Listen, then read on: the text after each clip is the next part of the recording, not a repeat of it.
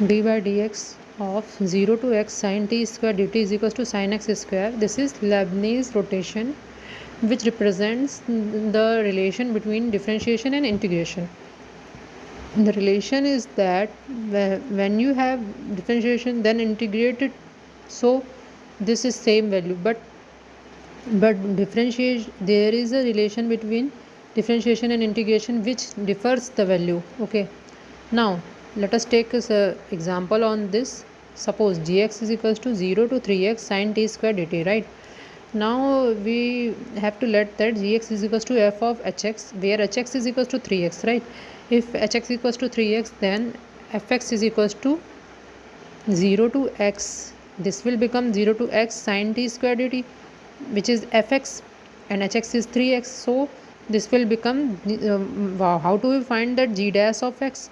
That means that it is the derivative of this integration, right? We have what we have to find? We have to find g dash of x. That means that differentiation of this integration, right? So differentiation of the integration is find out by taking g dash of x, and g dash of x, what is g dash of x? This is it is a composition of those two function. If it is a composition of two function, then the differentiation is that f dash of hx is equals n to h dash of x, right? Firstly we have to differentiate this term and then the under this side terms. Okay, so if this f dash of hx h dash of x, then what is f of hx? F of hx is 0 to 3x sin t square, so this will become sin 3x whole square, and this is h dash of x, it is 3, right?